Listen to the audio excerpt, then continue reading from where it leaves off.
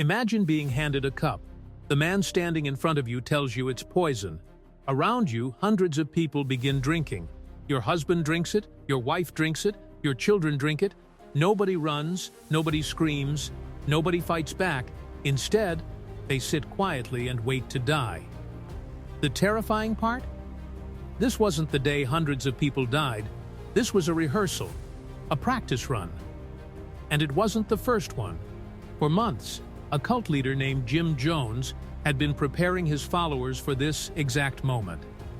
By the time the real poison arrived, many had already proven they would obey. And that's how one man convinced over 900 people to follow him into one of the deadliest cult tragedies in modern history.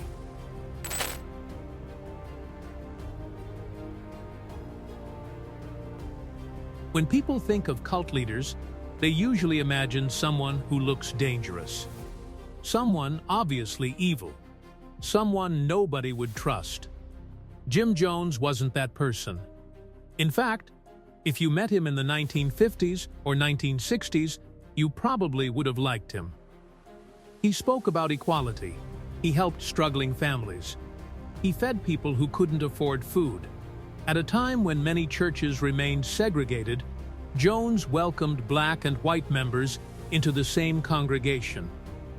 To many people, he looked progressive, compassionate, even heroic.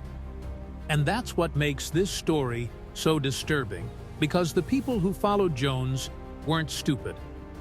They weren't crazy. Most were ordinary people looking for the same things everyone wants: community, purpose, and hope. Many believed they had finally found someone who genuinely cared about them. What they didn't realize was that trust was becoming a weapon, and once Jones gained their trust, he began changing the rules. Contrary to popular belief, cult leaders don't usually demand complete obedience on day one. That would be too obvious. Instead, they ask for something small, then something slightly bigger, then something bigger after that. Over time, those small requests become complete control. Jim Jones understood this better than almost anyone. Followers spent more time at church, less time with friends, less time with family. Members were encouraged to report concerns about one another. Private conversations became less private. People who questioned Jones were publicly criticized. Some were humiliated in front of entire congregations. The message was simple: loyalty mattered more than truth. And the strategy worked. The more dependent people became on the church, the more dependent they became on Jim Jones. Eventually, many followers no longer trusted their own judgment. They trusted his. And that would become incredibly dangerous. Then, Jones made a decision that changed everything. He wanted to leave America behind. By the mid-1970s, Jim Jones was becoming increasingly paranoid. Former members were speaking out. Journalists were investigating his church. Stories about abuse, manipulation, and financial control were beginning to spread. For the first time, Jones was facing real scrutiny. And he hated it. Instead of answering questions, he came up with a different solution: leave. Jones announced he had found the perfect place, a remote settlement deep in the jungles of Guyana. A place where his followers could finally live in peace. No racism, no corruption, no enemies, no government interference. He described it as a paradise, a utopia, a fresh start. And hundreds of people believed him. Imagine selling your house, leaving your family, quitting your job, and moving thousands of miles away because one man promised everything would be better. That's exactly what many followers did. They gave up nearly everything they owned. And once they arrived, there was no easy way back. But paradise wasn't waiting for them. Something very different was. At first glance, Jonestown looked impressive. Buildings stood among the trees. Farms produced food. Children played. Visitors saw smiling faces. It looked like a functioning community. But appearances can be deceiving. Behind the scenes, life was exhausting. Many followers worked long hours under intense heat. People often labored from sunrise until sunset. The jungle climate was brutal. Food shortages became common. Exhaustion became normal, and complaints were not welcomed. Then there were the loudspeakers. Throughout the settlement, speakers blasted Jim Jones's voice day and night, his speeches, his warnings, his opinions, his fears. Followers couldn't escape him even while they slept. Jones was always there. And as time went on, Jones became increasingly obsessed with enemies. He believed the government was after him. He believed assassins were coming. He believed outsiders wanted to destroy everything he had built. Whether those threats were real didn't matter. His followers believed they were. Some members wanted to leave, but leaving wasn't simple. Jonestown sat deep inside the jungle, miles from major towns, miles from help, and miles from safety. The settlement wasn't surrounded by walls. It didn't need to be. The jungle itself became the prison. And then Jones introduced one of the most disturbing rituals in cult history, a ritual that would eventually prepare hundreds of people for death. Late at night, followers would suddenly be awakened. No warning, no explanation. Children, parents, entire families, everyone would gather together. These meetings became known as White Nights. Once everyone was assembled, Jones would deliver terrible news. The government was coming. The military was coming. Their enemies were coming. The end was near. Fear spread quickly. And then came the cups. Jones would tell followers the liquid inside was poison. He claimed death was the only alternative to capture. One by one, people drank. Parents watched their children drink. Families sat together, waiting, believing these were their final moments. Minutes passed. Nothing happened. Then Jones would reveal the truth. The drink wasn't poison. Not this time. It had all been a test. A loyalty test. A rehearsal. And every time followers obeyed, they became easier to control. Eventually, the outside world began hearing rumors about what was happening inside Jonestown, and one man decided to investigate.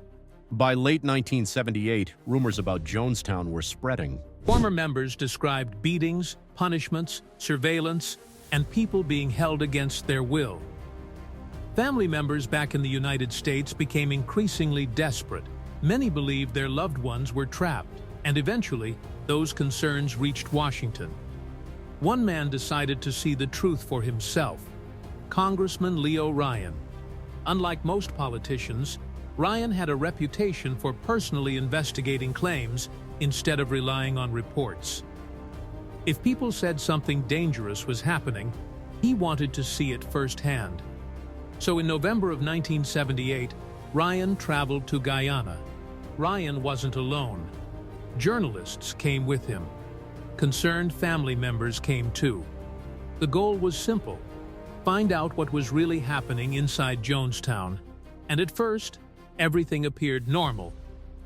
Jones carefully controlled what visitors saw. People smiled. People laughed. People appeared happy.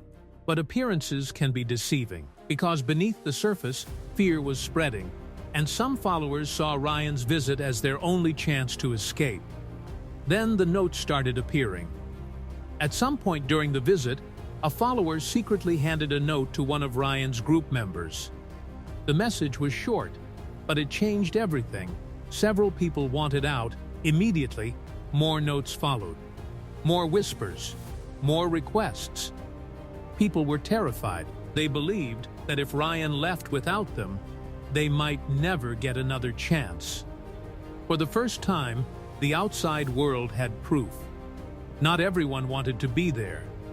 The paradise Jim Jones had promised was beginning to crack, and Jones knew it. The next day, everything fell apart. On November 18th, Ryan and his group prepared to leave. Several defectors planned to leave with them. Bags were packed. Transportation was arranged. Freedom finally seemed possible. Then they arrived at the airstrip, and that's when the violence began. A truck carrying armed men approached. Moments later, gunfire erupted. Congressman Leo Ryan was killed. Several journalists and defectors were killed as well. Others were wounded. The attack shocked the world. But inside Jonestown, something even worse was already beginning. Back at Jonestown, Jim Jones gathered everyone together. Hundreds of people assembled: children, parents, entire families. Many had no idea what was about to happen. Audio recordings captured much of what happened next. Jones claimed there was no future, no escape, no hope. He argued that their enemies would soon arrive, and he insisted there was only one option left. What followed remains one of the most disturbing events in modern history. Poison was prepared. Children were given doses first. Parents followed. Entire families died together. By the time authorities arrived, 918 people were dead. More than 300 were children. The jungle settlement was silent. The dream Jim Jones promised had become a nightmare. It's easy to look at Jonestown and ask a simple question: how could anyone fall for this? But that question misses the point. Most followers weren't foolish. Many were intelligent. Many were compassionate. Many genuinely believed they were building a better future. The frightening truth is that manipulation rarely begins with threats. It begins with promises. Promises of belonging. Promises of purpose. Promises of hope. And that's why the story of Jonestown still matters today. Because cults don't recruit people looking for evil. They recruit people looking for something good. And sometimes, that's exactly what makes them dangerous.